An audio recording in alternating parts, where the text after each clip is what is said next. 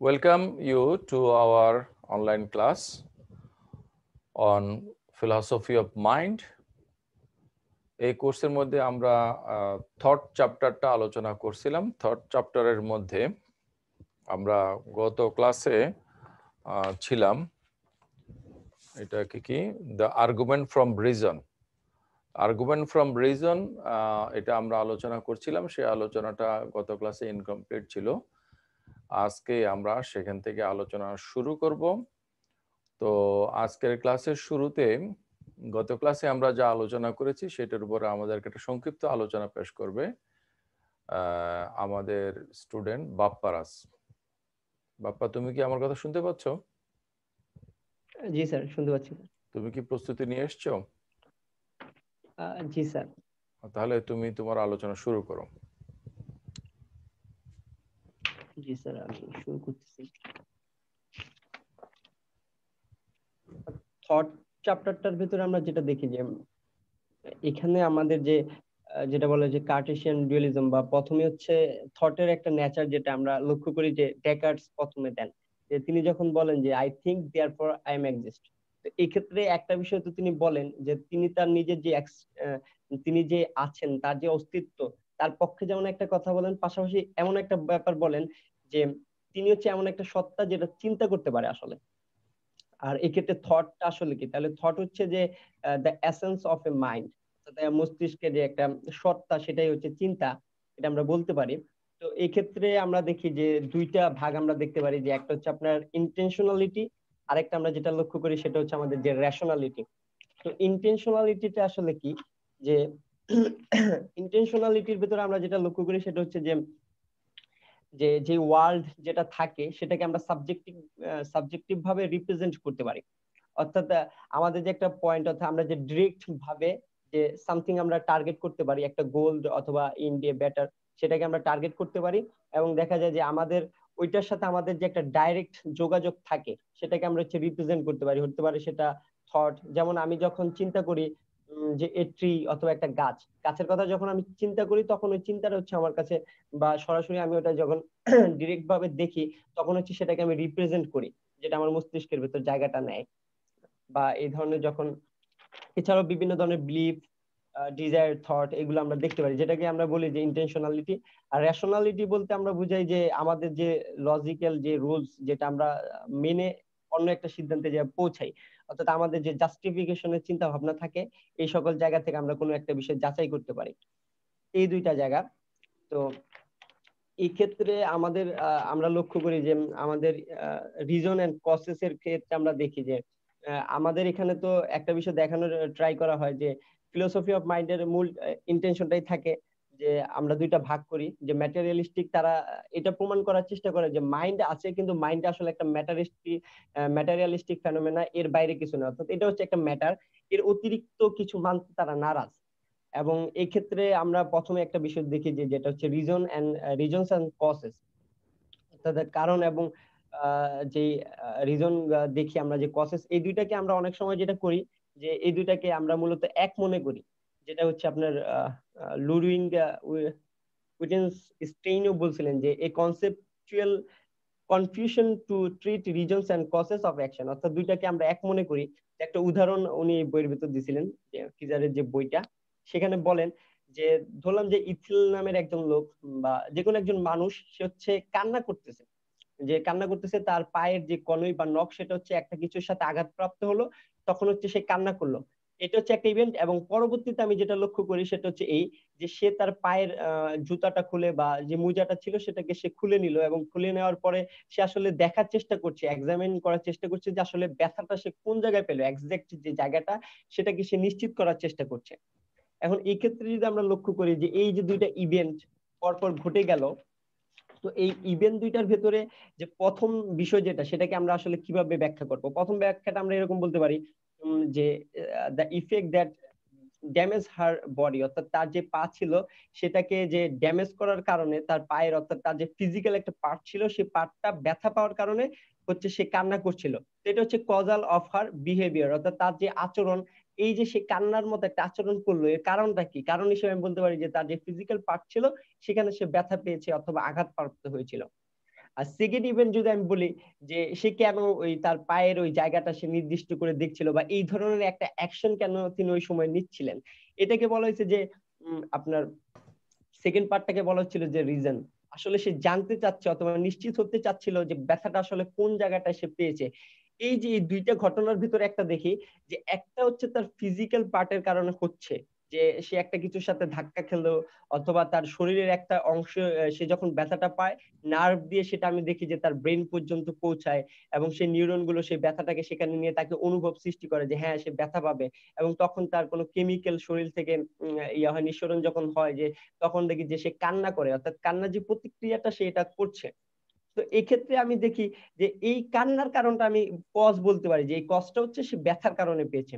তো এই ক্ষেত্রে এটা হচ্ছে একটা ফার্স্ট ইভেন্ট আমি বলতে পারি। এবং সেকেন্ড যে ঘটনাটা, এই যে সে এই মুহূর্তে যে কাজটা করলো, যে সে দেখার যে একটা প্রক্রিয়া অর্থাৎ তার যে বিহেভ, সেখানে সে যে তার জুতোটা খুললো, তার মুজোটা খুলে সে এক্সামিন করার চেষ্টা করলো যে আসলে এক্সাক্ট ব্যথাটা সে কোথায় পেয়েছে। এই যে চিন্তা করলে যে একটা খোলা, যে তার যে একটা চয়েস, আমি এখানে দেখি যে সে রেশনালি একটা থিঙ্ক করতে পারে, অর্থাৎ যে তার যে কোর্সটা রয়েছে, course of action given her beliefs and desire, অর্থাৎ সে চিন্তা করতে পারলো, আলাদা একটা চয়েস তার কাছে আছে, যে সে চিন্তা করলো যে এই মুহূর্তে সে এই পন্থাটা গ্রহণ করলেই সে যে কাজটা করতে পারবে সেটা হচ্ছে যে তার পায়ের যে ব্যথাটা হয়েছে সেটা সে নির্দিষ্ট করে দেখতে পারবে। এক্ষেত্রে আমরা প্রায় দেখি যে কজ এবং এক্ষেত্রে আমাদের জন্য খুব বেশি ইজি হয় এইটা, যে কজাল যেই ফ্যাক্ট আমরা যেটা লক্ষ্য করি, অর্থাৎ দুইটাই হিউম্যান বিহেভিয়ার, দুইটাই হচ্ছে হিউম্যান বিহেভিয়ার, এবং দুইটার ভিতর সূক্ষ্ম পার্থক্যটা আসলে কোথায়, এটা হচ্ছে লক্ষণীয় বিষয়। যে কজের ক্ষেত্রে আমরা দেখবো যে শরীরের ভেতরে যে ঘটনাগুলো ঘটে বা ফিজিক্যাল পার্টে যেগুলো ঘটে সেগুলো ব্যাখ্যা করা খুব ইজি। কারণ হচ্ছে প্রত্যেকটা মানুষ বা বস্তুর ক্ষেত্রে আমরা লক্ষ্য করি যে এগুলো মূলত কিছু ফিজিক্সের যে ল রয়েছে সেগুলোকে মেনেই চলে। এবং কোন বিষয়গুলোকে ব্যাখ্যা করতে গেলেও ফিজিক্যাল যে ল গুলো আছে সেগুলোকে যদি আমরা মেনটেন করি বা সেগুলো আমরা দেখার চেষ্টা করি, তাহলে দেখবো যে সেভাবে আমি এগুলোর ব্যাখ্যা বিশ্লেষণ করতে পারতেছি। কিন্তু এখানে সমস্যাটা যেটা দাঁড়ায় সেটা হচ্ছে এই যে হিউম্যান বিহেভিয়ারের, যেটাকে আমি বলতেছি রিজন, অর্থাৎ সে যে থিঙ্ক করতে পারতেছে না নিজের মতো একটা চয়েস, যেটাকে তার যে বিলিভ বা ডিজায়ার তাকে পরিচালিত করতেছে, সেটার মাধ্যমে আমি লক্ষ্য করি যে তার রিজনটা হচ্ছে এক্ষেত্রে আলাদা, অর্থাৎ সে নিজের মতো করে একটা ভেবে নিতে পারতেছে, যে চয়েস করতে পারতেছে। কিন্তু এই বিষয়টাকে দেখা যায় যে ব্যাখ্যা করা অনেক বেশি কঠিন হয়ে যায় যে কিভাবে এই ব্যাপারটা ঘটে। এটা হচ্ছে তার ইয়ারের থিওরি, যেটা যে রিজনস এন্ড কজেস এর ক্ষেত্রে এটা লক্ষ্য করি। আর সিআরটিটির ক্ষেত্রে যেটা দেখি যে the computational representation theory of thought. তো অনেক ক্ষেত্রেই দেখা হয় যে মডার্ন যে কম্পিউটার গুলো আমরা দেখি যে কম্পিউটারের সাথে আমাদের ব্রেইনের অনেক বেশি সামঞ্জস্য আমরা লক্ষ্য করি, যে মডার্ন যে কম্পিউটার গুলো রয়েছে যে তার সাথে অনেক বেশি লক্ষণীয় হচ্ছে আমাদের ব্রেন বা আমরা যে কাজগুলা করি। এবং এই দুটাকে দেখা যায় যে পরস্পরের সাথে আমরা খুব সহজভাবে ব্যাখ্যা বিশ্লেষণের একটা সুযোগ থাকে। যেমন এই ক্ষেত্রে যেটা বলা হয় যে মূলত এটা হচ্ছে যে জেরি ফর্ডারের দেওয়া, বা উনাকে বলা হয় যে মেইন অ্যাডভোকেট বা বর্তমানে সবচেয়ে পরিচিত, যে উনি এই অ্যাডভোকেট হিসেবে এটা থাকে, যেটা অনেক বেশি সমর্থন করছিলেন। তবে এটা মূলত শুরু অর্থাৎ সবচেয়ে বেশি অবদান যেটা সেটা হচ্ছে অ্যালান টুরিং এর, যে তিনি মূলত ছিলেন হচ্ছে একজন ম্যাথমেটিশিয়ান। এবং তিনি হচ্ছে এই ধরনের একটা থিওরি দেওয়ার ট্রাই করেন যে মাইন্ডের সাথে যে কম্পিউটার একটা মিল। তো এই ক্ষেত্রে তিনি যেটা বলেন যে the mind is a complex piece of computer software implemented on the hardware of the brain. অর্থাৎ মস্তিষ্ক হচ্ছে বা মাইন্ড হচ্ছে যে একটা কমপ্লেক্স পিস অফ সফটওয়্যার, যে আমরা কম্পিউটার যেটা লক্ষ্য করি যে এক ধরনের সফটওয়্যার থাকে যেটা হচ্ছে হার্ডওয়্যারের সাথে রিলেটেড। এক্ষেত্রে তিনি হার্ডওয়্যারকে বললেন যে ব্রেন, ব্রেন হচ্ছে আমাদের হার্ডওয়্যার। এবং সেটা যে ধরনের কমান্ড দেয়, অর্থাৎ ব্রেন যে ধরনের ভাবে, যে কম্পিউটারের ভেতরে আমরা দেখি যে সেখানে বিভিন্ন ধরনের অ্যালগোরিদম বা লজিক্যাল অ্যালগোরিদম দেখি, যে একটা লজিক্যাল কারণে হচ্ছে অন্যান্য ঘটনাগুলো ঘটে, অর্থাৎ সেখানে আমি যেগুলোকে আমি হচ্ছে ইনপুট করতেছি সেগুলোই হচ্ছে আবার আউটপুট হচ্ছে সফটওয়্যারের মাধ্যমে প্রসেসিং হয়ে। তো তারাও এখানে ব্যাখ্যা বিশ্লেষণ করার চেষ্টা করলেন যে দেখেন মাইন্ডের সাথে কম্পিউটারের আপনি সামঞ্জস্যটুকু দেখেন।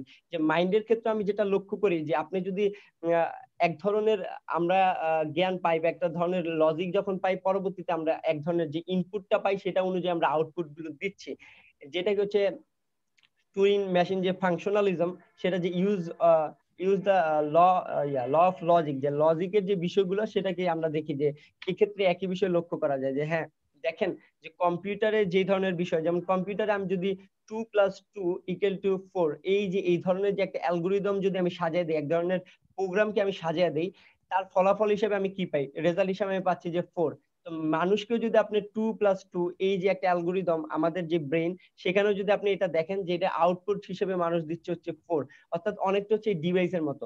আর যদি মানুষের এই যে এই চিন্তাটা বা এই ধরনের আউটকামটাও ডিভাইসের মতো হয়, তাহলে আমরা কেন বলতে পারবো না যে কম্পিউটার যেহেতু একটা ম্যাটার, তো আমাদের যে চিন্তা বা মাইন্ড, এটাও কেন একটা ম্যাটার হবে না? অর্থাৎ দুইটাকে তারা এই ক্ষেত্রে এক হিসেবে দেখতেছে, যে এটাও একটা ম্যাটার, এবং যে কম্পিউটার যেটা রয়েছে সেটাও যেহেতু একটা ম্যাটার, তার মানে হচ্ছে আমাদের যে মাইন্ড, সেটাও যদি কম্পিউটারের মতোই আউটপুট দিচ্ছে এবং তার ল্যাঙ্গুয়েজের ক্ষেত্রেও এক। তো এই ক্ষেত্রে মূলত আমরা দেখি যে নোমান চমস্কি একটা বিষয় দেখায় যে যে ল্যাঙ্গুয়েজ অফ থট, অর্থাৎ আমাদের ব্রেইনের সবার মূলত কমন একটা ল্যাঙ্গুয়েজ আছে, অর্থাৎ হিউম্যান যেই ব্রেইন যেটা থাকে, তাদের সবার ক্ষেত্রে এক ধরনের কমন ল্যাঙ্গুয়েজ আমরা দেখি। অর্থাৎ আমাদের চিন্তাটা, অর্থাৎ থট যেটা থাকে, সেটা হচ্ছে চিন্তার যেই ভাষা, সেটা হচ্ছে মূলত এক। যেমন একই ভাষায় যদি আমি ইংলিশে বলি যে সক্রেটিস ইজ মর্টাল, বাংলায় যদি আমি বলি তাহলে দেখবে যে সক্রেটিস হচ্ছে মরণশীল। তো প্রত্যেকটা ক্ষেত্রে আমাদের যে বাচনিক অর্থাৎ চিন্তার জায়গাটা, হয়তো ভাষাগত ল্যাঙ্গুইস্টিক প্রবলেম আমাদের থাকতে পারে, যে এখানে সাংস্কৃতিক যে চিহ্নগুলো আমি ব্যবহার করতেছি, সেটা স্বরেয় স্বরে আবার স্বরবর্ণ ব্যঞ্জন বর্ণের মতো, ইংলিশে সেটা বিভিন্ন ধরনের অ্যালফাবেট A, E, I এর মতো হতে পারে। কিন্তু আমাদের চিন্তার যে ঐক্য, অর্থাৎ দুইটা ক্ষেত্রে আমরা যে থটের ক্ষেত্রে আমরা চিন্তা করি, যে আমাদের বাচনিক দিক থেকে আমাদের যে চিন্তা, সেগুলো মূলত এক। অর্থাৎ আমরা ভাষাগতভাবে আলাদা হতে পারি, কিন্তু আমাদের যে চিন্তার যে ল্যাঙ্গুয়েজ, সেটা মূলত এক। এটা হচ্ছে সিআরটিটি পর্যন্ত ছিল। আর স্যার, এর কি ইয়া পর্যন্ত বলবো, হুম দা হুম হুম আর্গুমেন্ট অফ হুম রিজন। জি জি তো আর্গুমেন্ট এর পরবর্তীতে যেটা দেখা যায় যে দা আর্গুমেন্ট অফ রিজনে যখন আসে, তখন আসলে এখানে বোঝানোর চেষ্টা করেন যে দেখেন, আপনার যে আর্গুমেন্ট এতক্ষণ পর্যন্ত আমরা বললাম যে সিআরটিটির যে কম্পিউটারের মতোই আমরা হিউম্যান বিং, যে দুইটাকে আমি একসাথে গোলায় ফেলতেছি, যে দুইটাই হচ্ছে ম্যাটার। যেহেতু তাকে আমি কোনো কিছু ইনপুট করলে সে হচ্ছে ওটা আউটপুট দিচ্ছে, এবং কম্পিউটার সেম টু সেম কাজটুকু করতেছে, তার মানে দুইটাকে যে ম্যাটার বলি। কিন্তু একটা বিষয় এখানে লক্ষণীয়, এই যে আন্ডারস্ট্যান্ডিং এর বিষয়টা, যে কম্পিউটার, হয়তো আমি তাকে একটা কিছু দিচ্ছি যে 2 + 2, আসলে 2 এর যে অ্যাকচুয়াল মিনিংটা বা 2 এর যে কোনো ধরনের মিনিং থাকতে পারে, সেটা আসলে কম্পিউটার বুঝে কিনা।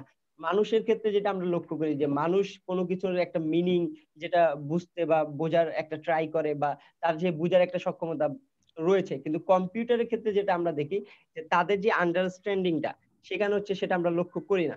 কারণ হচ্ছে কম্পিউটারের যে 2 + 2 সে যখন করে, অর্থাৎ তাকে যে কমান্ডটাকে দেওয়া হচ্ছে, সে হচ্ছে সেই অনুপাতে কাজটুকু করে যাচ্ছে।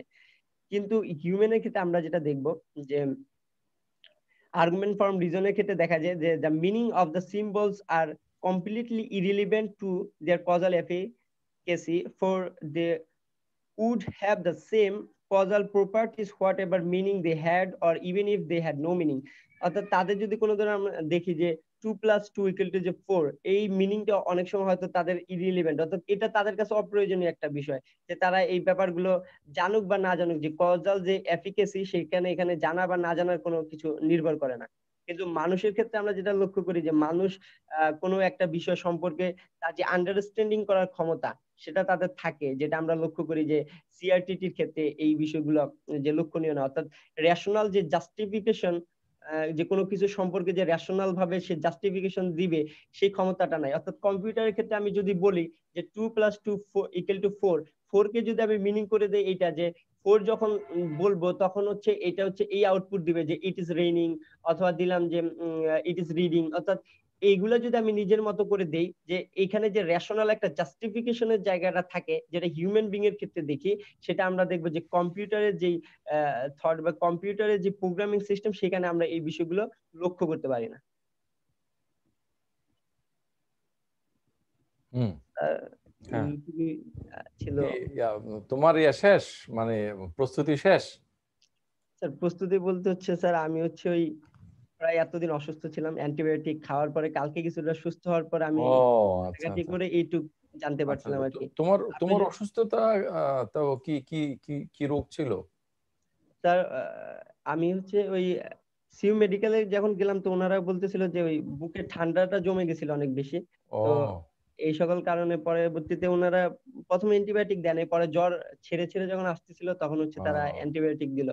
আর তো তুমি ওইগুলো অসুস্থ, তুমি অসুস্থ সেটা তো আমি জানি নাই, যার কারণে আমি একটু ওয়ারিড ছিলাম যে আসলে তুমি কি প্রস্তুতি নিয়ে এসছো কিনা। ক্লাসে তুমি জয়েন করেছো দেরিতে, তাতে আমি ভাবলাম যে কি প্রস্তুতির কারণেই কি তুমি কালকে থেকে আমি একটু এগুলা ঘাটাঘাটি করে একটু হালকা দেখার আচ্ছা আচ্ছা। করছিলাম। তো ও আপনি চাইলে স্যার আমি হচ্ছে নেক্সট যদি আরেকবার সুযোগ দেন হয়তো এই বিষয়গুলো আর কি বিস্তারিত ভাবে বলার আমি হ্যাঁ চেষ্টা হ্যাঁ করবো হ্যাঁ বা আপনার সাথে যোগদান করতে পারবো। হ্যাঁ হ্যাঁ, ডেফিনেটলি ডেফিনেটলি। তো with your illness, so whatever you have presented, we are thankful to you. Fine. কি বলো বাকিরা, যে বাপ্পা তো ভালোই বলছে তাই না? জি স্যার, একদম কমপ্লিটলি মানে যা যা ছিল সবকিছুই উঠে নিয়ে সবকিছু আসছে। বলছে, হ্যাঁ হ্যাঁ। তো তারপরও ওর কথা তোমাদের কারোর কাছে যদি ক্লিয়ার না হয়ে থাকে বা তোমাদের কিছু কিছু কোয়ারি থাকে তোমরা বলতে পারো। Any question? আসসালামু আলাইকুম স্যার। হ্যাঁ বলো। স্যার ওই যে কম্পিউটারের যে একটা উদাহরণ দিয়েছিল ওটা আসলে আমি বুঝতে পারিনি, যে কম্পিউটারে ইনপুট যেটা দিবে হুম হুম, টু একটু প্লাস টু, বাপ্পা যদি একটু ক্লিয়ার করো আবার। যেহেতু আমি গত ক্লাসটা একটু করতে পারিনি। হ্যাঁ আচ্ছা স্যার। এটা কি সিআরটিটির অংশটা? বোধহয় সেটাই মিন করছো তুমি, এটা হ্যাঁ একটু হ্যাঁ হ্যাঁ, সংক্ষেপে বলো। ওটাই ওটাই। আচ্ছা, সিআরটিটির বিষয়টা হচ্ছে যে ওনারা বোঝানোর ট্রাই করেন যে কম্পিউটার এবং মানুষ, হ্যাঁ, দুইটার ভেতরে ওনারা একটা মিল দেওয়ার ট্রাই করেন যে দেখেন কম্পিউটার এবং মানুষের ভেতরে আপনার মিলটা কোথায়। যে তারা বলতেছে যে মানুষের যে মাইন্ড, সে মাইন্ডটা হচ্ছে কমপ্লেক্স পিস অফ সফটওয়্যার, হ্যাঁ, যেটা হচ্ছে হার্ডওয়্যারের মাধ্যমে, অর্থাৎ ব্রেইন তাকে যে ধরনের নির্দেশনা দেয় সে হচ্ছে ওই প্রেক্ষিতে কাজটা করে। যেটা আমরা দেখি যে কম্পিউটারের ক্ষেত্রে যেটা দেখি যে তাকে যদি আমি এক ধরনের ইনপুট দিই অর্থাৎ 2+2, তখন সে হচ্ছে লজিক্যালি এক ধরনের যে অ্যালগোরিদমকে সে ফলো করে সেই প্রোগ্রামিং ভাষা অনুযায়ী সে হচ্ছে এক ধরনের রেজাল্ট দিচ্ছে, অর্থাৎ 4 সে আমাকে আউটপুট দিচ্ছে। তো মানুষের ক্ষেত্রে দেখা যায় যে আমাদের ব্রেইনে যখন বিভিন্ন ধরনের ইনফরমেশন বা ডাটাগুলো আমরা দেই সেগুলোকে হচ্ছে মানুষ আবার নতুন করে রিপ্রেজেন্ট করতেছে বা সেগুলো হচ্ছে প্রকাশ করতেছে। তো মেকানিক্যালি তারা দেখানোর ট্রাই করলেন যে দুইটা বিষয় যদি আপনি পাশাপাশি রাখেন তাহলে দেখবেন যে কম্পিউটারে যেরকম ভাবে প্রোগ্রামিং সিস্টেম করে তার বিষয়গুলোকে আমাদের কাছে তুলে ধরছে অর্থাৎ সফটওয়্যারের মাধ্যমে, একই সাথে মানুষের যেই মাইন্ড যেটা রয়েছে সেটাকে হচ্ছে তারা সফটওয়্যারের সাথে তুলনা করছে এবং তার যে ব্রেইন সেটাকে হচ্ছে তারা হার্ডওয়্যারের সাথে, অর্থাৎ আপনার ব্রেইন আপনাকে যে ধরনের কাজগুলো দিচ্ছে সেগুলি হচ্ছে আপনি আউটপুট দিচ্ছেন। যেহেতু কম্পিউটার হচ্ছে এক ধরনের ম্যাটার, অর্থাৎ এটা ম্যাটারের অতিরিক্ত কিছু না, তাই তারা ধরে নিচ্ছে যে মাইন্ড হচ্ছে একটা ম্যাটার, এটা ম্যাটারের খুব অতিরিক্ত কিছু একটা না। ঠিক আছে ইকবাল, মানে মূল কথাটা হচ্ছে আমরা যদি কম্পিউটারের মতো কাজ করি, কম্পিউটারের ভিতরে যেমন মাইন্ড নাই, তেমনি আসলে আমাদের ভিতরেও মানে বস্তুর অতিরিক্ত মন বলে কোনো কিছু নাই। যেটা আমরা মন বলছি সেটা আসলে এক ধরনের সফটওয়্যারের মতো ব্যাপার। এবং কম্পিউটারের সফটওয়্যারটা যেহেতু মানে নন ফিজিক্যাল কোনো কিছু না, সফটওয়্যারটাও এক ধরনের ফিজিক্যাল, তাই না? আমরা যে প্রোগ্রামিং ল্যাঙ্গুয়েজ যেগুলো লেখি বা যেগুলা কাজ করে এগুলোতে সবগুলোতে ফিজিক্যাল, তাই নাকি? তাই না ইকবাল? জি স্যার। মনে করো আমার এই ঘরটা হলো একটা হার্ডওয়্যার। তো এই ঘরের মধ্যে আমি ফার্নিচার গুলো যেভাবে বসিয়েছি, যেভাবে ঘরটাকে আমি ব্যবহার করি, এটা হলো সফটওয়্যার। তাহলে কম্পিউটারের একটা যে মানে অ্যাক্সেসরিজ গুলো আছে এগুলো হচ্ছে হার্ডওয়্যার। আর এগুলাকে আমরা কাজে লাগানোর জন্য এক ধরনের প্রোগ্রামিং কমান্ড ব্যবহার করি, ওটা হলো সফটওয়্যার। সফটওয়্যার। কিন্তু সফটওয়্যার হার্ডওয়্যার দুটোই কিন্তু ম্যাটার, এগুলোর কোনোটাই কিন্তু নন ম্যাটেরিয়াল না। সফটওয়্যার তো কোনো মাইন্ড না। তাহলে আমাদের ব্রেইনটা যদি হয় হার্ডওয়্যার, আমাদের মাইন্ডটা হলো এক ধরনের সফটওয়্যার। সফটওয়্যার। তাহলে যেমন আমাদের প্রোগ্রামিং এর যে কতগুলো রুল আছে, তেমনি করে আমাদের চিন্তার কতগুলো লজিক আছে যেগুলো নিয়ে আমরা চিন্তা করি। তাহলে মানুষ যদি কম্পিউটারের মতো হয়, কম্পিউটারের যদি মাইন্ড না থাকে তাহলে মানুষেরও মাইন্ড নাই, এটাই হলো যুক্তি। এটাকে বলে যে সিআরটিটি। সিআরটিটি মানে computational and representational theory of theory thought. Of thought. মানে মানে আমাদের চিন্তাগুলো রিপ্রেজেন্টেড হয় একটা ফিজিক্যাল ফর্মে এবং সেভাবে এক্সিকিউট হয়। এটার সাথে ওই যে ও কজালিটির কথা যেটা বলেছে, যে কজাল প্রসেসে সেটাই কাজ করে। তো তাহলে যারা মনের বিরুদ্ধে যুক্তি দিবে তারা রিজনকে মূলত কজ হিসেবে ব্যাখ্যা করবে। তাই না বাপ্পারাজ? জি স্যার, তারা হচ্ছে ওই রিজন আর কজ দুইটাকে একই রিজন এবং কজকে আলাদা করবে। আর যারা মাইন্ডের পক্ষে তারা বলবে যে মানে রিজন মানে এক ধরনের কজ, কিন্তু সব ধরনের কজ কিন্তু রিজন না। হ্যাঁ, রিজন হচ্ছে যে মানে কজ থেকে এটা মোর দেন কজ, এটা শুধু কজালিটি দিয়ে রিজনকে ব্যাখ্যা করা যাবে না। ও যে জুতার উদাহরণ দিয়ে যেটা বোঝালো, বাপ্পারাজ যে জুতার উদাহরণ দিয়ে কথা বলেছে, এটা তোমাদের মধ্যে থেকে অন্য কেউ কি একটু ব্যাখ্যা করে বলতে পারবে?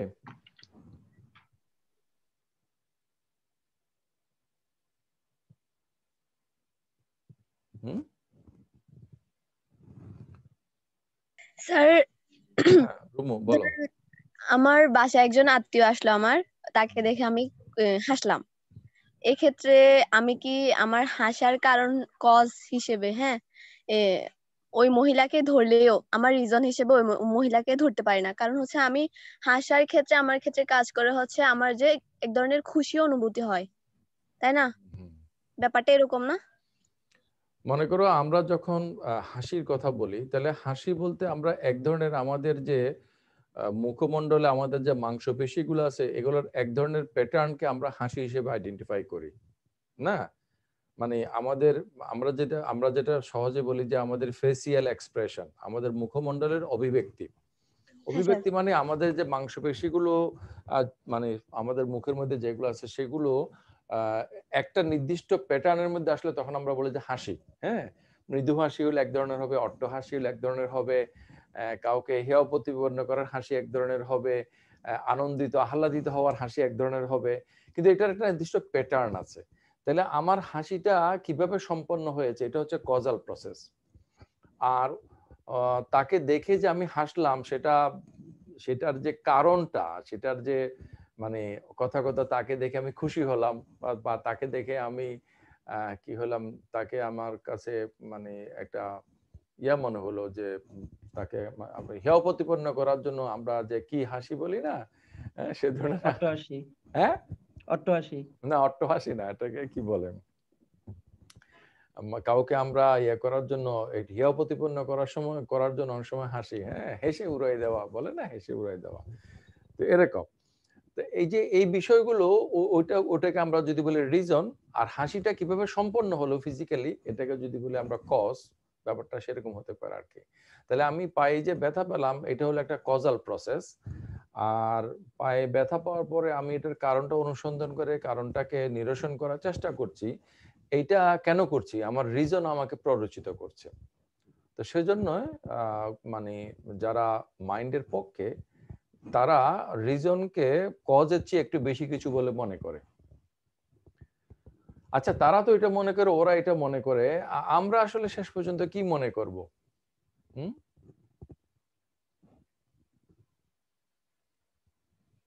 কেউ একজন বলবে নাকি আমি নাম ধরে জিজ্ঞেস করব?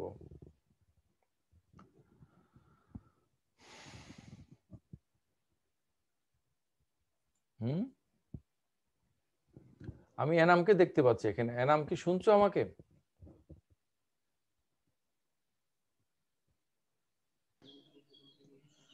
হ্যাঁ স্যার, শুনছি স্যার।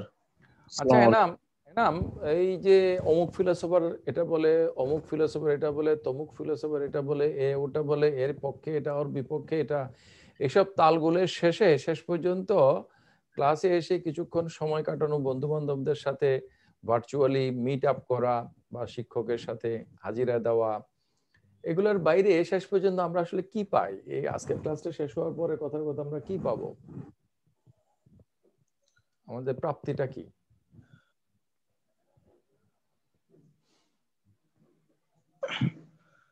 আসলে তোমার মনের কথাটাই শুনি।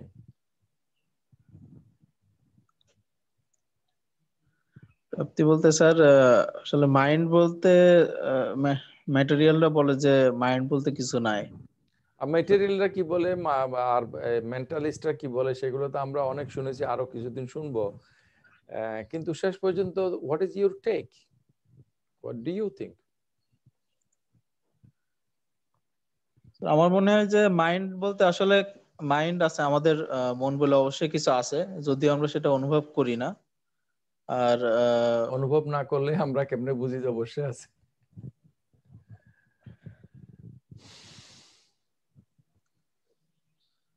আমার জিনিসটা একটু দেরি করে আসছে তো স্যার, এই জন্য আমিও মনে জিনিসটা করো তুমি আসোই নাই, দেরি করে না, তুমি আসোই নাই, তুমি নাই। হ্যাঁ, তুমি শুনলা যে ওরা ফিলোসফি অফ মাইন্ড নামে একটা কোর্স আলোচনা করে, এক একজন এক এক কথা বলে, তা তুমি কি করবা? তুমি একটা কাজ করতে পারো যে তাদেরকে অ্যাভয়েড করতে পারো, যেভাবে সবাই আমাদেরকে অ্যাভয়েড করে। কিন্তু তোমাকে যদি বলা হয় যে তোমার একটা পজিশন, ঠিক আছে, তুমি কি মনে করো তোমার মাইন্ড আছে? হ্যাঁ স্যার, আমি তো অবশ্যই মনে করি আমার একটা মাইন্ড আছে। তোমার মাইন্ডকে আমাকে দেখাইতে পারবা? না, আমি তো এটা দেখাতে পারবো না, কিন্তু আসলে দেখাতে না পারলে, তুমি যেটা আমাকে দেখাতে পারো না, তুমি কেন আমাকে বলছো তোমার যে সেটা আছে সেটা আমি মেনে নেব? তো যেমন স্যার আমরা বাতাস বাতাস তো আমরা দেখাতে পারি না, তারপর তো না না, বাতাস অবশ্যই আমরা দেখাতে পারি, কে বলছে দেখাতে পারি না? তুমি এমনি করে হাত নাড়াও, বাতাস তোমার লাগে কিনা দেখো। এই যে এই যে বাতাস, আমার এক হাতের বাতাস আর হাতে লাগতেছে, এই যে আঘাত করতেছে, আমি তো বুঝতে পারতেছি। স্যার শুধু যেমন দেখা বলতে কি মানে শুধু দেখা, এই যে শুনছো এটাও একটা মানে অভিজ্ঞতা। তো আমরা বাতাসকে তো আমাদের অভিজ্ঞতার মধ্যে পাই না? এটা কোনো কথা হলো যে বাতাসকে দেখা যায় না? বাতাসকে কেন দেখা যায়? তুমি মাইক্রোস্কোপ দিয়ে দেখলে অবশ্যই দেখা যাবে। স্যার আবার কোনো কিছু ঘ্রাণ, এটা তো আমরা দেখতে পারি না। আমরা ঘ্রাণকে তুমি দেখতে পারো না, এই জন্য কি ঘ্রাণ নাই? ঘ্রাণকে তো আমরা আমাদের অভিজ্ঞতার মধ্যে পাই।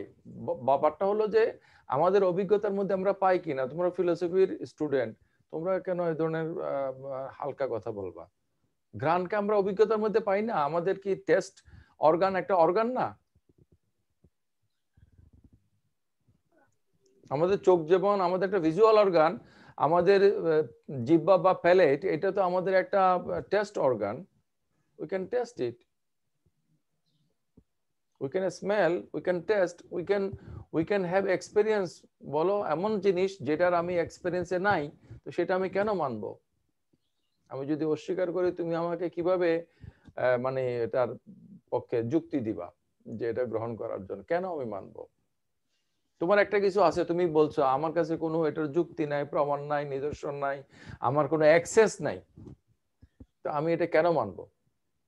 তুমি বললে যে আমার কাছে এত টাকা আছে, সেই টাকার কোনো তো কিছুই দেখা যাচ্ছে না, টাকাও দেখা যাচ্ছে না, টাকা দিয়ে তুমি কিছু করছো সেটাও দেখা যাচ্ছে না। তুমি ভাবোই না যে তুমি আমার এরকম কথা মানে মুখে তোরে পড়ে যাবা নাকি এনাম?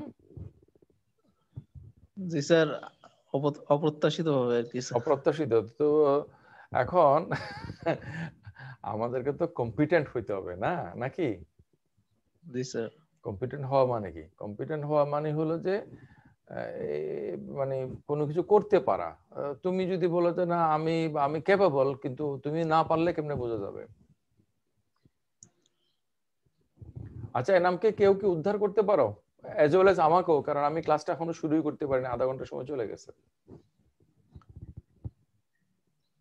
হ্যাঁ, এনামের পক্ষে কেউ নাই? স্যার আমার মনে হয় যে মাইন্ডটা আমরা আসলে যে যার মতো মতো করে ফিল করতে পারি, কিন্তু হচ্ছে এমনি এক্সপেরিমেন্টের মাধ্যমে আমরা এটা দেখাতে পারি না। তো আপনি যেটা বলতেছেন যেটার পিছনে যুক্তি নাই কিংবা প্রমাণ নাই, ওইটা কিভাবে আমি নিতে পারি?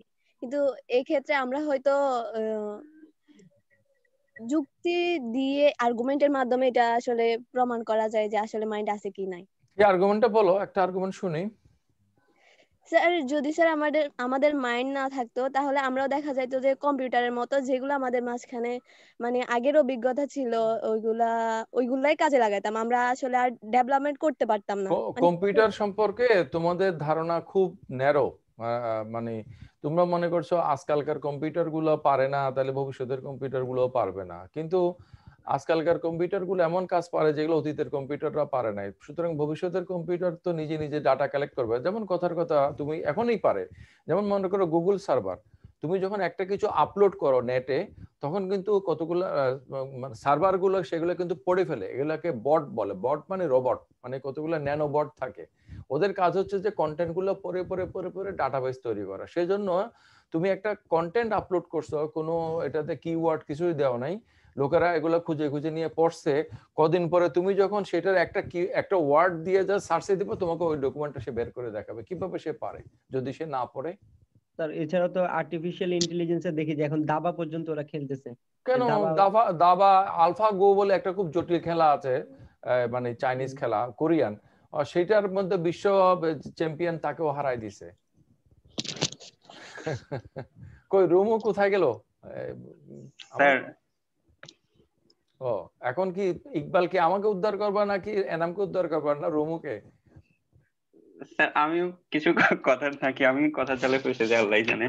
আমি বলতে চাচ্ছি তাকেও তো আস্তে আস্তে তাদেরকে তো এটাকে সেট করে দেওয়া হয়েছে, কোনো না কোনো মানুষ আস্তে তোমারও আস্তে। তো তোমাকে তো প্রাইমারি স্কুল থেকে শুরু করে তোমার শিক্ষকেরা, তার আগে তোমার বাবা মা সবাই তোমাকে ঠিক করে দিচ্ছে। বর্তমানে মোজাম্মেল হক তোমাকে সেট করে দেওয়ার চেষ্টা করতেছে।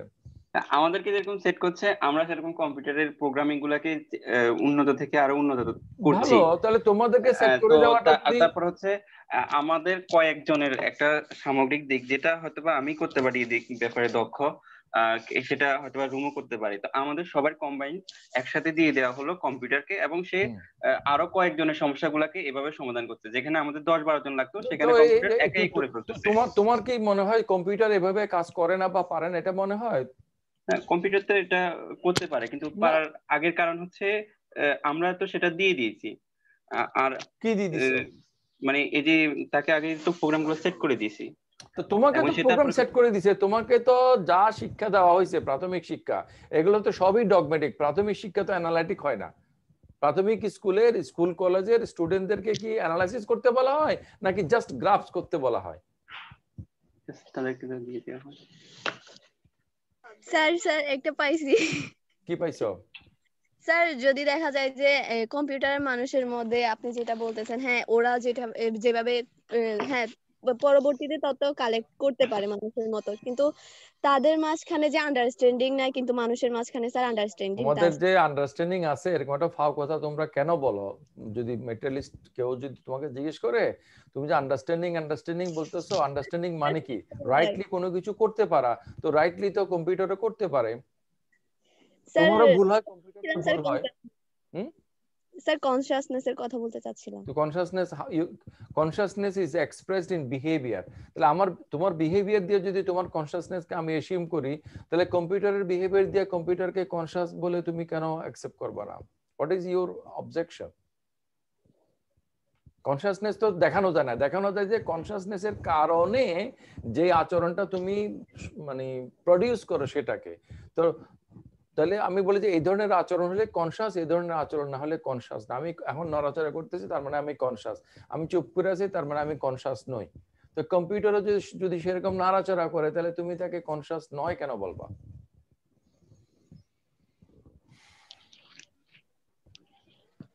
আচ্ছা স্যার, আমি একটু বলি একটু, মানে মাইনে প্রশ্নটা।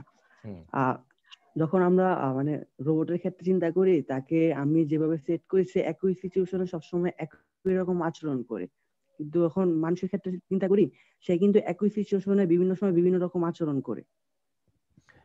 আরে কম্পিউটার বলতে তোমার সামনে এই যে ল্যাপটপটাতে আমি ক্লাস নিচ্ছি, খালি এটাই চিন্তা করতেছে কেন? কম্পিউটার জগতের কত কিছু বানাচ্ছে, সবসময় একই। কম্পিউটার যদি সব একই বলতো, তাহলে আবহাওয়ার পূর্বাভাস দিতে পারতো না। আবহাওয়ার পূর্বাভাস দেয় যে মানে কম্পিউটার গুলো, মানে সুপার কম্পিউটার গুলো, এই সুপার কম্পিউটার গুলো কি যে রেজাল্ট দিবে, সেটা ওই কম্পিউটার যারা চালায়, যারা মেনটেন করে, তারা নিজেরাও জানে না। এটাকে বলে ফাজি লজিক। মনে করো আমি তোমাকে ছোট্ট একটা উদাহরণ দেই। আমার রুমের মধ্যে যে ওয়াশিং মেশিনটা আছে, ওয়াশিং মেশিনটা যে ঘুরে, এটা কোন ভাবে ঘুরে, এটাকে আমি সেট করে দিছি না কম্পিউটারটা মানে কিভাবে ঘুরে? এটা তো উল্টাপাল্টা ঘুরে পুরাই। এটাকে বলে ফাজি লজিক। এবং এটা যদি ঠিকমতো ঘুরে, তাহলে তো আর এটা কাপড় ধোয়া হবে না। স্যার এর আগে তো উল্টাপাল্টা সেট করে দেওয়া হয়েছিল। উল্টাপাল্টা সেট করে দেওয়া হয় না, এটাকে তার মতো করে একটা ডিসিশন নেওয়ার জন্য তাকে একটা এজেন্সি দেওয়া হয়েছে। যেমন করে তোমাকে একটা এজেন্সি দেওয়া হয়েছে, গড অথবা নেচার কেউ একজন তোমাকে একটা এজেন্সি দিছে যে এই এরিয়ার মধ্যে তুমি যা কিছু করবা। তুমি উঠতে পারবে না, তুমি হাঁটতে পারবা, কথার কথা। তোমার একটা বাইন্ডিংস আছে, ওর একটা বাইন্ডিংস আছে, তোমার একটা ফ্রিডম আছে, ওর একটা ফ্রিডম আছে। আচ্ছা, তোমাদের সাথে মানে শীতের মানে সকালে বেশ সুন্দর কিছু আলোচনা হলো। এই আলোচনাগুলো করতে আমার খুব ভালো লাগে। অ্যাকচুয়ালি আমি এগুলোকে খুব এনজয় করি। আর একটানা আলোচনার ফাঁকে এই ধরনের মানে আলোচনা, তর্ক বিতর্ক এগুলো নিশ্চয়ই তোমাদের কাছে খারাপ লাগে না আমার ধারণায়। আমাদের সময়ের স্বল্পতার জন্য তাহলে আজকে আমরা আমাদের যে আলোচনার বিষয় সেটার মধ্যে চলে যাই। তারপরে দিয়ে এতক্ষণ আমরা যে আলোচনাগুলো করেছি সেটা মূলত আমরা পরবর্তী ক্লাসে আলোচনা করব, চাইনিজ রুম আর্গুমেন্ট। কিছু আলোচনা আমরা করেছি সিআরটিটি হিসেবে। তো আমরা যে বিষয়টা আলোচনা করছিলাম সেই বিষয়ের উপর আমি কিছু কথাবার্তা বলবো, তোমরা একটু সেটা মনোযোগ দিয়ে শোনো। তারপরে আমি কিছুক্ষণ সময় তোমাদের সাথে আবার আলোচনা করব। তো আর্গুমেন্ট ফ্রম রিজন, এটা হচ্ছে যে চিন্তা বা চিন্তনের পক্ষে, থটের পক্ষে একটা আর্গুমেন্ট। এবং থট, এই আমাদের যে চিন্তা, এইটাকে যদি মেটেরিয়ালিস্ট প্রসেসে মানে কজাল প্রসেসে আমরা যদি স্যাটিসফ্যাক্টরিলি এক্সপ্লেইন করতে পারি, তার মানে হচ্ছে যে মাইন্ড বলে আলাদা মানে এক্সট্রা মেটেরিয়াল কোনো কিছু নাই। আর যদি আমরা সেটা না পারি, আমাদের কাছে রিজন বলে কোনো জিনিস হাজির হয়, তখন আমাদের ধরে নিতে হবে যে আসলে মানে ফিজিক্যাল কজালিটির বাইরে আমাদের একটা রেশনাল ফ্যাকাল্টি আছে। রেশনাল ফ্যাকাল্টিটা আসলে মাইন্ড দ্বারা পরিচালিত হয়। তাহলে মাইন্ড থাকার মাইন্ডের এফেক্ট যদি আমরা পাই, তাহলে আমরা ধরে নিব যে মাইন্ড এক্সিস্ট করে। আমি এই ধরনের বিষয় বোঝানোর জন্য সাধারণত একটা এক্সাম্পল ইউজ করি। সেটা হচ্ছে যে ডোর নকিং এক্সাম্পল। সাপোজ তোমার দরজাতে তুমি একটা মানে ডোর নক শুনলাম, ডোর নক। এখন ডোর নকটা কিভাবে হতে পারে? Somebody has knock the door হতে পারে, যে না বলতে কাউকে দেখা যাচ্ছে না। তাহলে হতে পারে যে নক করেছে সে নক করে লুকায় গেছে, তুমি তাকে দেখতেছো না, এটা হতে পারে। অথবা হতে পারে যে তুমি আসলে নক করার শব্দটা শুনো নাই, তুমি এটা ভুল শুনছো, তোমার একটা মানে অডিটরি হ্যালুসিনেশন হয়েছে, এটা শুনছো কিন্তু আসলে কিন্তু কোনো শব্দ হয়নি। হ্যালুসিনেশনের মাধ্যমে রং পারসেপশন হতে পারে। আচ্ছা, অথবা হতে পারে যে তোমার আশেপাশে কেউ দরজায় নক করার শব্দ, এটা সাউন্ড প্লে দিয়ে মানে শোনাইছে, একটা মিউজিক হিসেবে শোনাইছে। কিন্তু এর কোনোটাই যদি না হয়, তাহলে তোমাকে বিশ্বাস করতে হবে, তুমি যদি একটা রেশনাল মানুষ হও, তুমি যদি বিজ্ঞানকে মানে বিশ্বাস করো, তাহলে তোমাকে বিশ্বাস করতে হবে যে দেয়ার ইজ এ গোস্ট যে তোমার দরজাতে নক করেছে। কারণ দরজাতে নক করলে কেউ করেছে তাকে দেখা যাবে, সেটা যদি না হয়, সে যদি পালিয়েও না গিয়ে থাকে, তোমার যদি কোনো শ্রবণের কোনো সমস্যাও যদি না হয়, আর কোনো সাউন্ড প্লে দিয়ে যদি এটা না হয়, তাহলে অনলি রেশনাল অপশন হলো যে তাহলে একটা ঘোস্ট আছে যে এই নকটা করেছে। ওকে, তাহলে তুমি চিন্তা করে দেখো যে মাইন্ড আছে কিনা। এটা আমরা ঠিক করছি যে মাইন্ডের কোনো এক্সপ্রেশন আছে কিনা, মাইন্ডের এমন কোনো এফেক্ট আছে কিনা যেটা কজড বাই মাইন্ড, যেটাকে আমরা আসলে পেতে পারি। তাতে করে আমরা দেখতে পাই যে আমরা আমাদের যে রেশনাল প্রসেস, এটা যদি কজাল প্রসেস থেকে যেভাবে আমাদের বাপ্পারা আলোচনা করলো, যদি আলাদা কোনো কিছু হয়, তাহলে এই রেশনালিটির উৎপত্তির জায়গাটা হচ্ছে যে আমাদের মাইন্ড বা আমাদের একটা মেন্টাল ফ্যাকাল্টি, যেটা হচ্ছে যে আমাদের বস্তু অতিরিক্ত একটা কিছু। এখন একটা কম্পিউটার কিভাবে কাজ করে সেটা নিয়ে আমরা বলেছি যে কম্পিউটারকে যেভাবে কমান্ড দেওয়া হয় সেভাবে কাজ করে, তাহলে আমাদের ব্রেইনও সেভাবে কাজ করে। আমাদের ব্রেইনে কিছু লজিক আছে, সে লজিক দিয়ে কাজ করে। এখন আমাদের ব্রেইনের যে লজিক আছে, কম্পিউটার যেভাবে কাজ করে, সেখানে আমাদের যে আন্ডারস্ট্যান্ডিংটা তো নাই। যে আমরা বলি Socrates is a man, okay, man is mortal, তাইলে আমরা ঠিক করি যে সক্রেটিস ইজ মর্টাল। এটা আমরা আসলে কিভাবে ঠিক করি? আমাদের রেশনাল প্রসেস বা জাস্টিফিকেশন যেটা আছে সেটাকে আমরা কাজে লাগাই। এবং আরেকটা কথা, সিআরটিটি আর্গুমেন্টে আলোচনা করতে গিয়ে আমি তোমাদের বলেছি যে আমাদের এটা আমার মানে এটা আমার থিওরি বা আমার তত্ত্ব বা আমার ফাইন্ডিংস তোমরা বলতে পারো। সেটা হচ্ছে যে আমরা যখন আমি এটা আলোচনার প্রথম যখন করি তখন তোমাদেরকে বলেছিলাম, তোমাদেরকে আবার স্মরণ করাই দিচ্ছি, সেটা হচ্ছে আমরা যখন কোন একটা আর্গুমেন্টকে সামনে নিয়ে আসি এবং সেটার পক্ষে কোন একটা এক্সাম্পল সেট করি, তখন তুমি যদি বলো যে Mozammel sir is an example, কিন্তু মোজাম্মেল স্যার এমন যে তার মানে উইদাউট হিজ ব্রেন, হ্যাঁ এরকম, তাহলে মোজাম্মেল স্যারের কথার কথা আল্লাহ মাফ করুক, তার হাতটা ইমপিউটেড হইতে পারে, তার অনেক অর্গান লস হইতে পারে, but Mozammel sir or any person cannot survive, a human being cannot survive without his or her brain. তেমনি তুমি যদি বলো ঘোড়ার গাড়ি, সেখানে যদি ঘোড়াটাই না থাকে তাহলে এটা ঘোড়ার গাড়ি হবে না। আচ্ছা, আবার তুমি যদি বলো Mozammel sir or any person human being with a brain, but the brain is not on the নেক, ঘাড়ের উপরে না, ব্রেনটা হচ্ছে কোথায়, তার হাঁটুর সাথে লাগানো। The brain, the you know the head of the body, এটা ঝুলে আছে তার হাঁটুর সাথে, তাহলে তো ওটা তার কোনো অ্যাটলিস্ট জীবিত মানুষ হবে না। আর ঘোড়ার গাড়ি যদি আমরা বলি, ঘোড়াটা যদি বলি যে গাড়ির পিছনে আছে, ঘোড়া আছে কিন্তু গাড়ির পিছনে আছে, এটা কিন্তু ঘোড়ার গাড়ি হবে না, তাই না? তাহলে আমরা মানে লকের যে মুখ্য গুণ গৌণগুণের পার্থক্যটা যদি মনে রাখি, যে আমাদের মুখ্য গুণের কোন একটা কিছু যদি আমি বাদ দেই, তাহলে কিন্তু বস্তুটার বস্তু থাকে না, জিনিসটা আর জিনিস থাকে না। তাহলে আমরা কম্পিউটারের কথা যখন বলবো, তাহলে কম্পিউটার যারা বানাইছে এবং কম্পিউটারকে যারা মানে ব্যবহার করে, অর্থাৎ মানুষকে বাদ দিয়ে তার কম্পিউটার হয় না। তাহলে মানুষ যদি হয় কম্পিউটারের মতো, তাহলে কম্পিউটারের জন্য যেমন কম্পিউটারের সুপিরিয়র হিসেবে সেটার মানে তার কম্পিউটারের মানে কি বলা যায় যে নির্মাতা এবং ব্যবহারকারী হিসেবে যেমন মানুষের দরকার, তাহলে মানুষের ব্রেনটা যদি কম্পিউটারের মতো হয়, তাহলে এই কম্পিউটারটা চালানোর জন্য সেরকম একটা সুপিরিয়র এন্টিটিতে থাকা উচিত, থাকার কথা। তাহলে দেখা যাচ্ছে যে কম্পিউটেশনাল থিওরি বরঞ্চ এটাই বলে যে মানুষের ব্রেন যদি কম্পিউটারের মতো কাজ করে, এই ব্রেনকে পরিচালনা করার জন্য একটা সোল, ইউনিভার্সাল সোল, একটা হায়ার অথরিটি কনসাসনেস, একটা ইউনিভার্সাল কনসাসনেস থাকা উচিত, এবং এই জিনিসটা আপ টু গড পর্যন্ত গিয়ে পৌঁছায় আর কি। সো আমাদের আজকের ক্লাসের বিষয় কিন্তু সিআরটিটি পর্যালোচনা করা নয়, কিন্তু সিআরটিটির কথা এখানে চলে আসছে। তাহলে দেখা যাচ্ছে যে কজাল প্রসেসে যদি এনাফ হয়, তাহলে মিনিং অফ দ্য সেন্টেন্স এটা একটা এপিফেনোমেনন হিসেবে কাজ করে, মানে উপবস্তু বা বাই প্রোডাক্ট হিসেবে কাজ করে।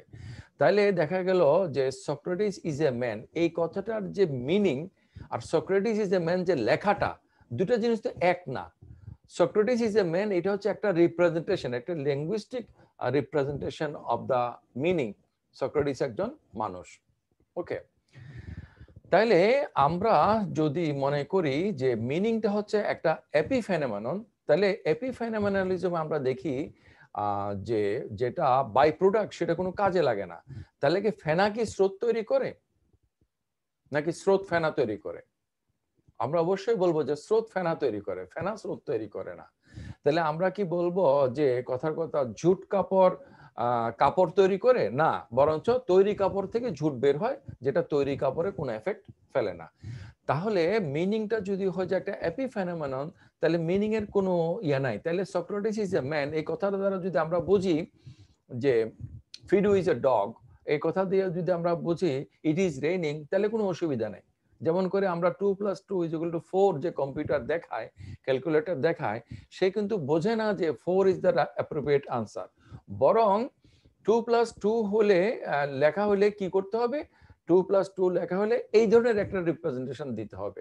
কথা কথা 2 + 2 এটা লিখে ইংরেজিতে আমি যদি আনসারটা যদি বাংলাতে চাই, তখন সে আমাকে যেটা দেখাবে ইংরেজিতে সেটা হচ্ছে 8। সো আমি যেটা বলতে চাচ্ছি সেটা হচ্ছে যে আমাদেরকে কম্পিউটার যে রেজাল্টটা দেখায়, সেই রেজাল্টটা হচ্ছে একটা রিপ্রেজেন্টেশন।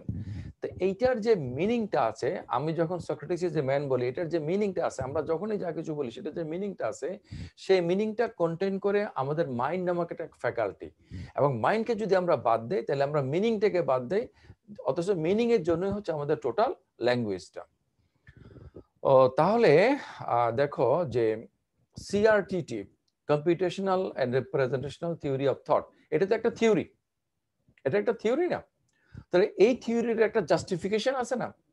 তাহলে computational and representational theory of thought এটার যে জাস্টিফিকেশনটা আছে, সেই জাস্টিফিকেশনটা কি মানে একটা রেশনাল আন্ডারস্ট্যান্ডিং এর ব্যাপার নাকি একটা কজাল ব্যাপার? মানে মানে মনে করো কম্পিউটেশনাল এবং রিপ্রেজেন্টেশনাল থিওরি অফ থট, এটাকে যারা সঠিক মনে করে তারা এটাকে কেন সঠিক মনে করে? আমরা অবশ্যই বলবো যে তারা এটাকে সঠিক মনে করে কারণ এটা মনে করার যুক্তিসঙ্গত কারণ আছে বলে তারা মনে করে, এটা সঠিক মনে করার প্রপার রিজন আছে বলে তারা মনে করে।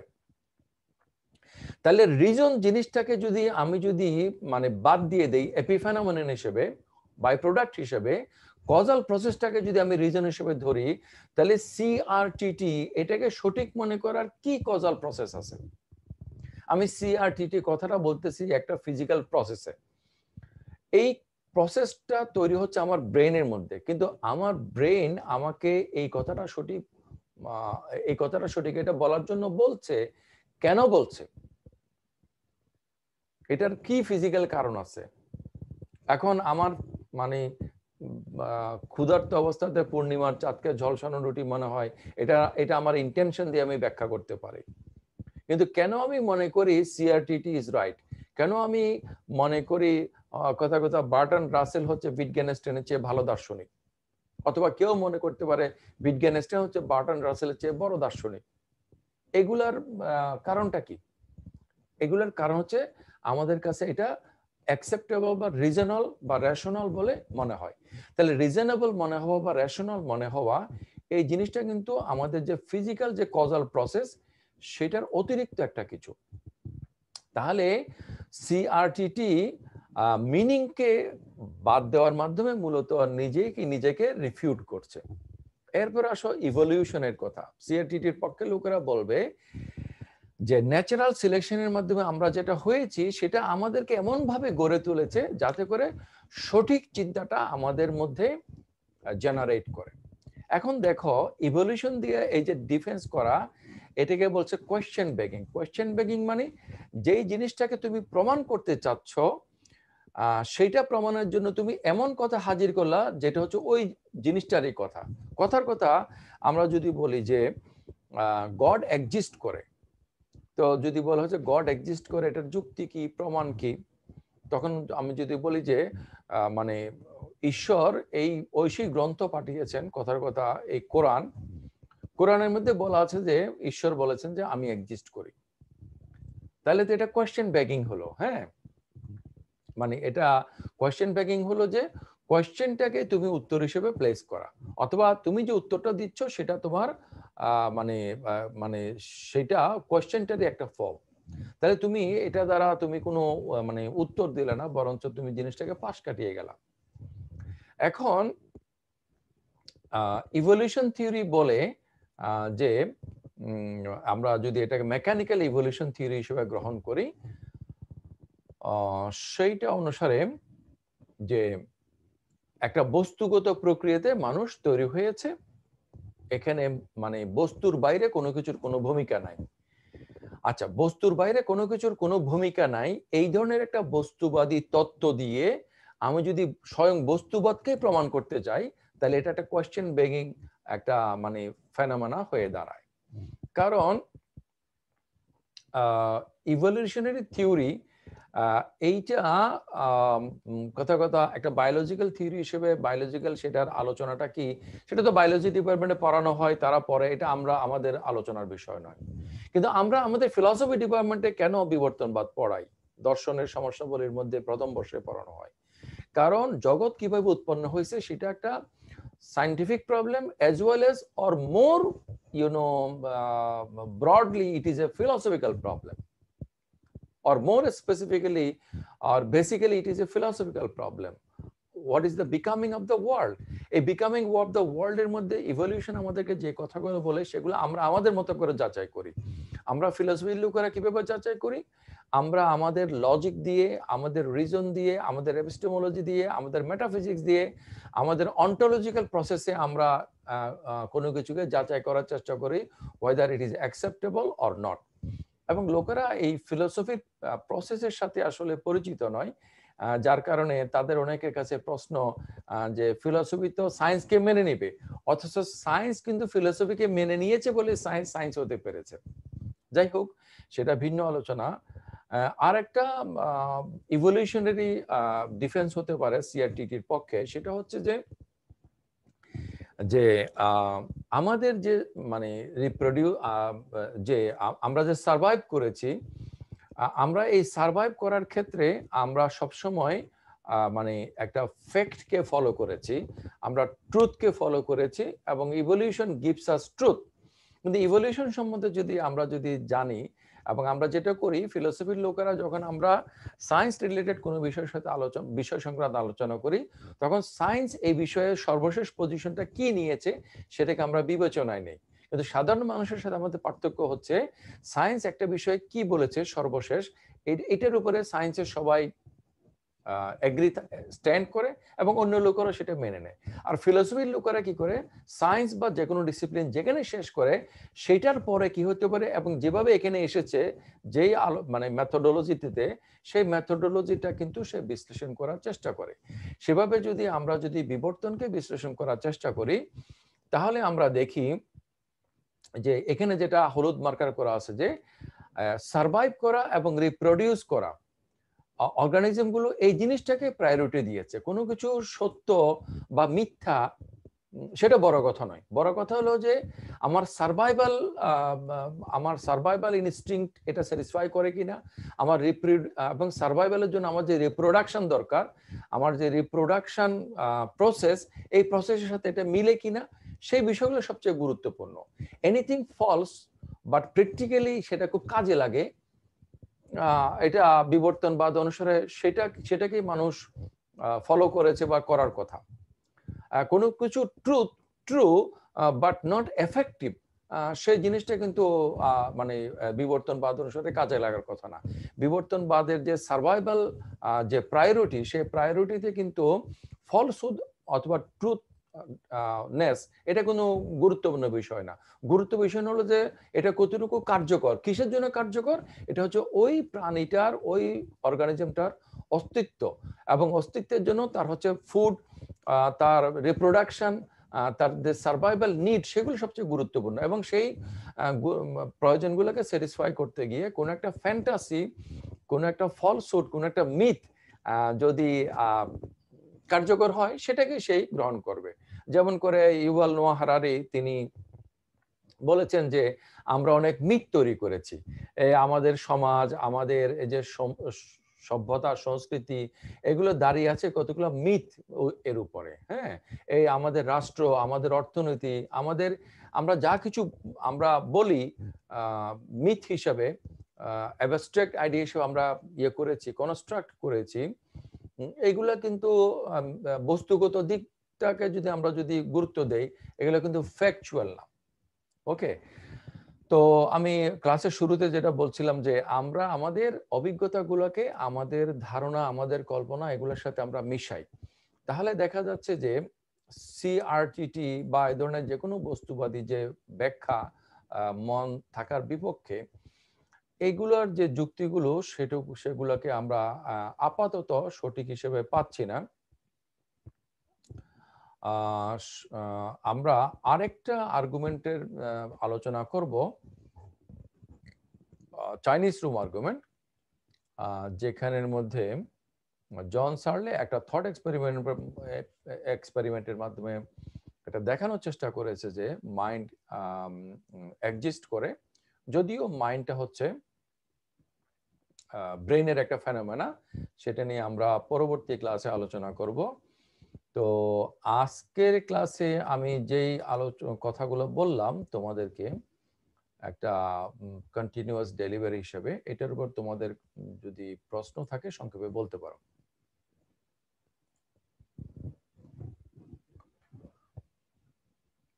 আমার কথাগুলো কি শোনা গেছে?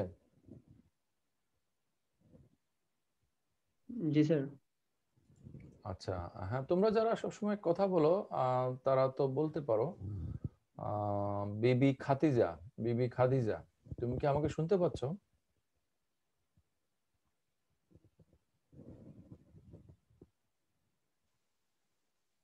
নাকি লগ ইন করে চলে গেছো? স্যার আমার একটা প্রশ্ন ছিল। হ্যাঁ বলো বলো, কে বলতে চাচ্ছ? জয়। স্যার মিথের সম্পর্কে যে জিনিসটা বলেছেন ওইটা একটু আবার ক্ল্যারিফাই করলে ভালো হয়। এনিথিং, এটা ইউভাল নোয়া হারারির কথাগুলো তোমরা শুনতে পারো, আমরা এটার উপর একটা সেমিনার করেছিলাম, ইউটিউবে পাওয়া যায় নোয়া হারারির অনেক কথা। নোয়া হারারির দৃষ্টিতে আমাদের ধর্ম, সমাজ, রাষ্ট্র, সংস্কৃতি সবকিছু হচ্ছে মিথ। এগুলার কোনো মানে ফিজিক্যাল ফ্যাকচুয়াল রিয়েলিটি নাই। যেমন কথার কথা চট্টগ্রাম বিশ্ববিদ্যালয় একটা মিথ, হ্যাঁ, একটা উপকারী কার্যকরী মিথ। কিরকম? চট্টগ্রাম বিশ্ববিদ্যালয় কোথায় আছে? তুমি কোথাও চট্টগ্রাম বিশ্ববিদ্যালয় দেখাইতে পারবা? চট্টগ্রাম বিশ্ববিদ্যালয়ে লেখা আছে এটা দেখাইতে পারবা। বিশ্ববিদ্যালয়ের আর্টস ফ্যাকাল্টি দেখাইতে পারবা, সায়েন্স ফ্যাকাল্টি দেখাইতে পারবা।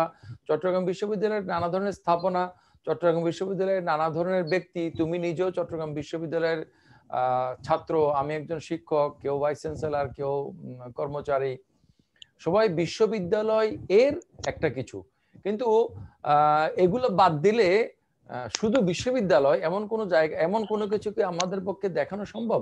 এটা হচ্ছে বিশ্ববিদ্যালয় এবং এটার আমরা এটা, তুমি এটা, ও এটা, সে এটা।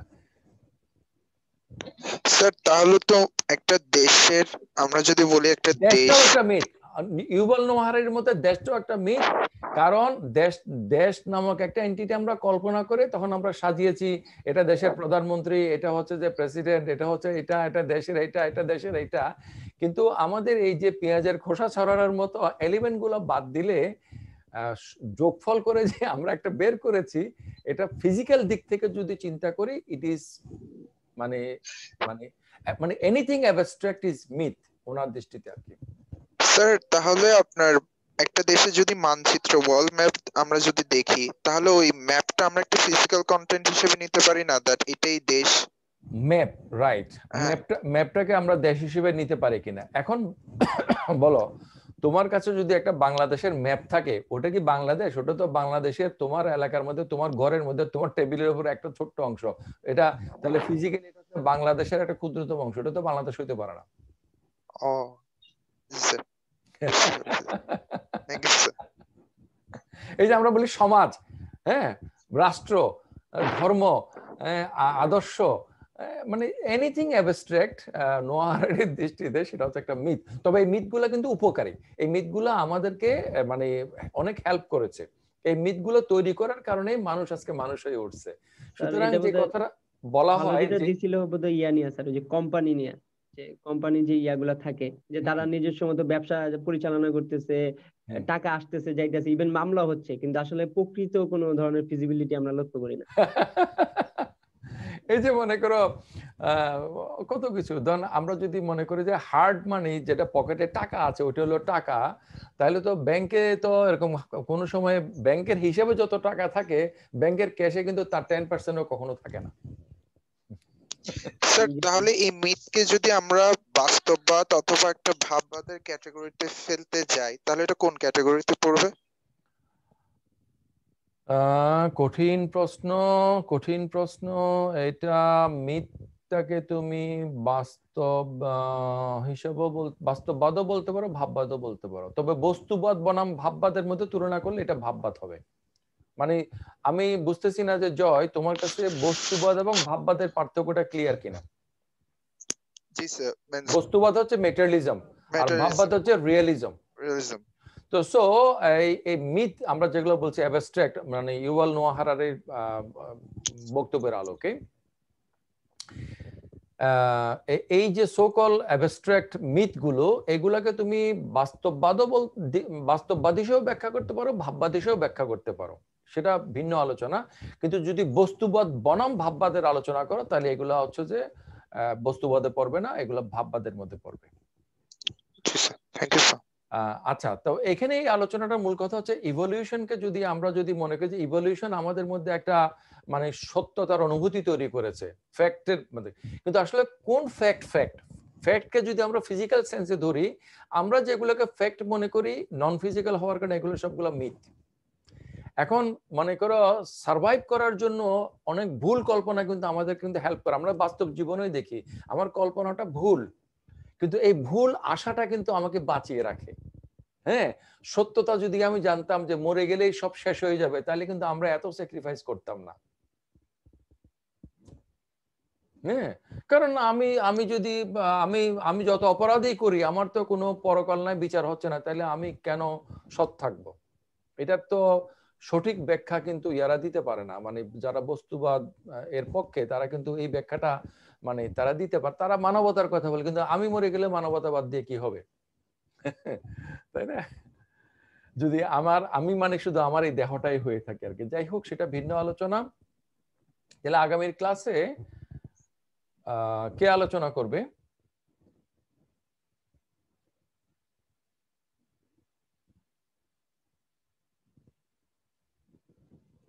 I see nobody is interested.